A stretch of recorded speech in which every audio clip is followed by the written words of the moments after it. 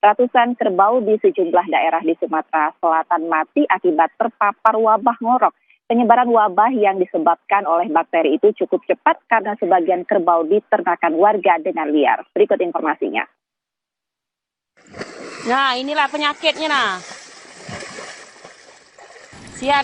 Sejumlah video warga beredar di media sosial yang memperlihatkan sejumlah kerbau warga mati mendadak akibat serangan wabah ngorok atau Septicemia epizootica SE awal pekan lalu di Kabupaten Ogan Kombring Ilir, Sumatera Selatan. Dari catatan Dinas Ketahanan Pangan dan Peternakan Sumatera Selatan, wabah itu sudah menewaskan tak kurang dari 431 ekor kerbau yang dipelihara warga. Pihak terkait menyebut wabah SE yang menyerang kerbau warga disebabkan bakteri dan sudah diketahui sejak awal Maret lalu. Dinas Ketahanan Pangan dan Peternakan Sumatera Selatan sedari awal sudah melakukan penanganan pada kerbau-kerbau warga yang sehat dengan memberikan vaksin dan pengobat agar wabah tak menyebar.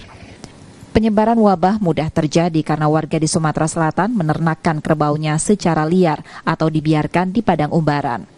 Vaksin dan obat juga sudah didatangkan di kabupaten yang memiliki populasi kerbau di Sumatera Selatan, di antaranya Kabupaten Oki, Muratara, Ogan Ilir, dan Banyuasin. Selalu berkomunikasi dengan kawan-kawan, sehingga pada kemarin Selasa langsung turun tim kita semua ke beberapa kabupaten.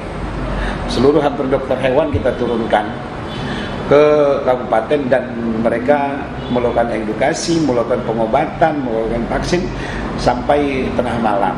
Nah ini, dan hari ini pun kita lakukan dan besok pun sudah ada jadwal, setiap hari kita akan mengadakan sosialisasi dan komunikasi dan edukasi dengan kabupaten kota dan peternak-peternak. Ini mudah-mudahan kita bisa pengendaliannya. Peternakan secara budidaya untuk kerbau mendesak dilakukan agar memudahkan penanganan jika terjadi wabah. Kerbau rawa di Sumatera Selatan diternakan warga secara turun-temurun, selain untuk diambil daging, juga diperah susunya. Purwantoro, Kompas TV, Palembang, Sumatera Selatan.